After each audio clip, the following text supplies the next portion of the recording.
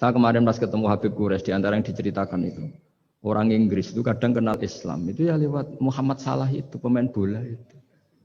Karena mereka tidak ingin ngamati kiai, yang ingin diamati pemain bola.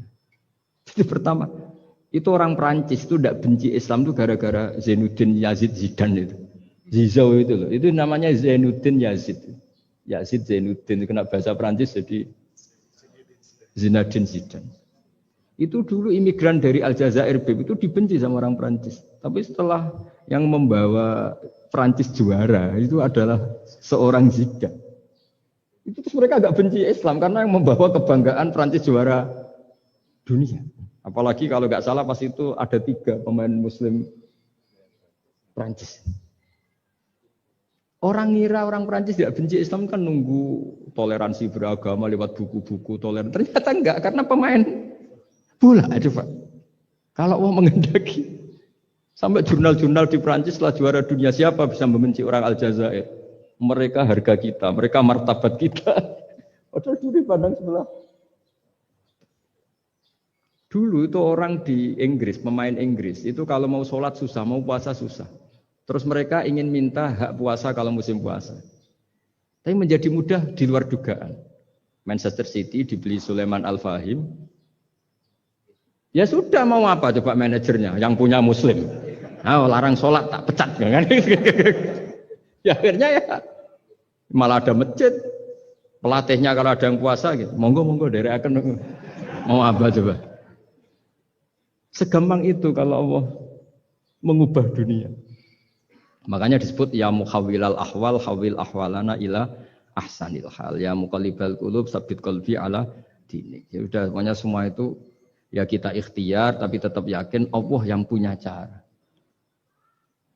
Dalam sejarah yang terkenal Islam masuk Indonesia itu tidak lewat ustaz, lewat pedagang. Versi ya sejarah yang terkenal meskipun banyak versi. Gara-gara ada pedagang mereka Muslim mau tidak mau ya tetap berkehidupan Muslim. Berhubung kehidupan Islam itu menarik, simpatik, akhirnya banyak yang menjadi Islam. Saya beberapa kali ada kejadian orang begitu benci misalnya sama Muhammadiyah atau benci sama NU atau benci apa. Itu marine mergo anaknya pacaran terus nikah. Mulane corong Jawa gedeng tapi nyanding. Itu dulu banyak kiai yang benci Muhammadiyah. Barang anaknya besanan ya baik-baik saja. Karena nanti cucunya jadi Muhammad NU. itu buahnya ada 1-2 itu. Sama nanti orang yang kuras gitu ternyata pas butuh bantuan yang nolong itu Islam moderat. Akhirnya kan karena Al-Insan Abdul Ihsan itu ya respect. Jadi manusia itu segampang itu. Dulu yang namanya Abi Sufyan itu bencinya sama Nabi, Masya Allah juga sebaliknya. Tapi ketika Ummi Habibah jadi istrinya Nabi, itu kebencian yang penggemar Abi Sufyan dan Nabi cair. Begitu juga Juwairiyah. Makanya ketika ada konflik besar antara kelompok-kelompok itu, karena mereka sebagian sudah jadi istrinya Nabi itu, mereka bilang asharu Rasulullah SAW. Jadi konflik yang se-ekstrem itu selesainya pakai besanan. Ashar itu besanan. Mau tukaran gimana? Mau benci Muhammadiyah gimana? Cucunya sekarang sudah Muhammad NU. Yang NU juga cucunya sekarang. Ya sudah. Akhirnya ya baik-baik saja. Jadi tidak udah ada solusinya. Kalau Allah sudah menghendaki nanti gampang saja. Sama jangan tanya. Lah kapan itu Gus? Yang saya ada Tuhan kamu tanya ya tanya sama Allah. Jawabannya wallahu a'lam. Tapi saya mohon para analis ya, jangan corong Jawa aja ngilani pangeran. Tuhan itu diberi hak untuk menyelesaikan karena banyak yang di luar dugaan. Wahsy itu menjadi mukmin justru setelah membunuh Hamzah. Khalid bin Walid menjadi mukmin justru setelah menang di perang Uhud. Tapi kalau Allah menghendaki segampang itu. Yaitu ketika Khalid bin Walid menang di perang Uhud karena sahabat melanggar perintah Nabi harus tetap di atas gunung sementara mereka melanggar turun ke gunung. Itu Khalid bin Walid itu, wah Muhammad itu luar biasa.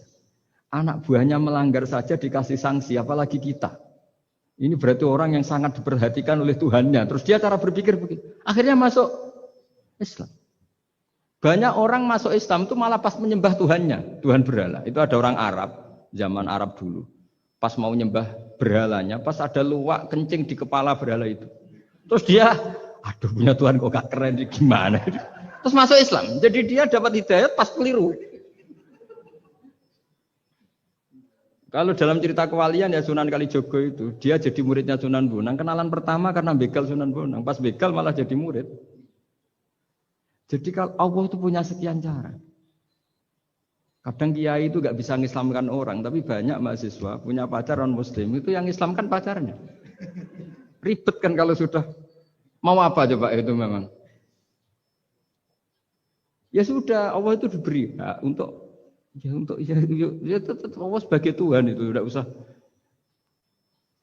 Mbah Mun itu diantara yang sering dikatakan beliau itu dulu saya juga agak protes dengan tanda kutip, tapi beliau ngendikan ya saya sami'na wa ata'na. Kata beliau gini, hak sok itu sing gawa agama nang Indonesia itu pegawai negeri. Yang bawa agama kemana-mana itu pegawai negeri. Saya sempat protes. Lah santri bah, mau santri karuan mau santri. Tapi setelah saya jadi kiai, ya bebas. Setelah saya jadi kiai ini kan sudah jadi kiai betul, sudah jadi kiai betul. Tanpa SK kan Pak Kiai. Kalau komisaris pakai SK, kalau kiai itu nggak usah SK. Setelah saya jadi kiai itu sering ada tamu dokter, ada tamu tentara, ada tamu pegawai-pegawai negeri. Itu bilang, saya ini dokter. Karena saya dokter. Kadang datang di pedalaman Papua, NTT itu kan atas nama dokter, yaitu di puskesmas desa-desa tertinggal. Karena mereka muslim berkebutuhan Islam, yaitu ada sholat, ada masjid, akhirnya dibikinkan. Dan orang ke sana, orang di sana yang mau apa coba? Wong itu negara. Coba kalau yang datang kita sebagai kiai, dianggap misionaris kan? Artinya begitu juga di Belanda misalnya atau di New Zealand atau di Jerman. Saya punya banyak kawan yang duta di kedutaan. Gara-gara persahabatan mereka duta besar, mereka muslim. Gara-gara muslim berkebutuhan bikin masjid. Akhirnya di negara-negara non-muslim juga banyak masjid dibikin kedutaan, dibikin mahasiswa. Nah, tapi kalau kita jadi analis, mungkin kita hanya agama ini diajarkan oleh ulama, dibawa oleh santri. Tapi tidak seperti itu. Nyatanya Allah dengan kehendaknya bisa saja menyalurkan agama ini lewat PNS, lewat macam-macam. Jadi Allah itu maha kuasa. Makanya kita ini hanya bersaksi bahwa innallaha ala kulli syai'in. Nah kita sebagai kiai memang bantu mengenalkan ahkam fikihnya yang detail-detail itu. Tapi kalau menyebarkan Islam itu Allah punya cara.